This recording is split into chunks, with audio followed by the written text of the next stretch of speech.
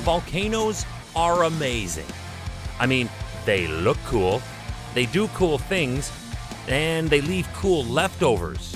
And, let's be honest, most of them have pretty cool names, like Mount Papandayan. Hi, I'm Chris May, writer, producer, and host of This Day in Weather History, now in its second year from the Weather Network in Canada. It was the first ever eruption of Mount Papandayan, August 11th, 1772. This day in weather history. Without the activity of volcanoes, life would not have even been possible on Earth in the first place. Volcanoes keep the Earth warm and wet, and also fill our atmosphere with the necessary balance of oxygen, hydrogen, and other gases, while also filling our oceans with the essential minerals needed for life to form and sustain itself. Therefore, without this balance, we're not here. None of this is here, actually. Sound pretty heavy? It is. It's Earth science, one of my favorite subjects, and today we revisit nearly 250 years ago when one of the greatest life-giving events to the center of the Earth jumped to life for the first time. The Mount Papandayan area is a popular tourist site, as you would expect. Just like volcano sites around the world, they are awe-inspiring to humans as we know just how powerful, awesome, and deadly they are all at the same time. At this one, you can walk across the crater and view natural bubbling mud pools, steam vents, and sulfur deposits.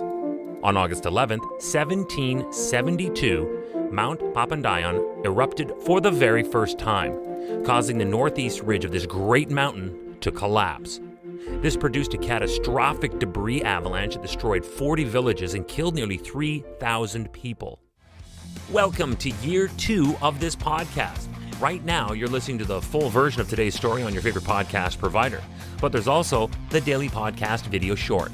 They're shot right here in my podcast recording studio, so you get that perspective. But oftentimes, they will include visuals from that day's event, from when it happened, in weather history.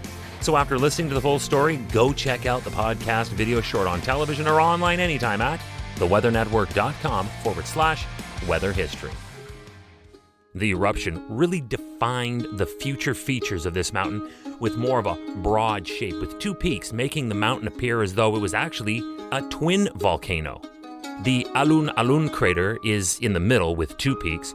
One of the peaks is called Papandayan and the other Mount Puntang. Since 1772, only small eruptions were recorded before an explosive eruption that began November of 2002. But that is another story for another time. Because today is dedicated to Mount Papandayan 1772. It is a complex stratovolcano located in the Garut Regency to the southeast of the city of Bandung in West Java, Indonesia. These 2 types of volcanoes are both the most attractive to the eye, but the most deadly at the same time. They have that Hollywood-style conical shape that we see in movies because the lava cools and hardens quickly, building up many layers over time, and that creates that signature taller, steep shape. But they are also the most dangerous volcanoes to humans and animals because of how explosive they are, producing toxic gas and flying volcanic fragments. At the summit of Mount Papandayan, there are 4 craters, and they're all active. It is also part of the Pacific Ring of Fire that lines the Asian Pacific Rim as well as the Pacific coastlines of both North and the South American continents. One of the craters is called the Golden Crater. Now, it's called this because its color is actually close to a golden color caused by the buildup of golden sulfur. So that was the first eruption. How have things been since, or more recently? Well, it's actually been quite active recently, to tell you the truth. As a matter of fact, on August 13th, 2011, the volcano's early warning status was lifted from level 2, vigilant, to level 3, alert. This came after a series of long-period events, an increase of volcano-tectonic earthquakes, and an extremely high, 100%, of measured carbon dioxide gas in the ground at the summit of the crater. This had all the ingredients for the potential explosive eruption. And then almost 1 full month later, on Friday, September 2nd of 2011, the Indonesian Volcanology and Geophysical Disaster Mitigation Center reported volcanic activity, established by monitoring numerous shallow volcanic earthquakes. In conclusion is some important perspective.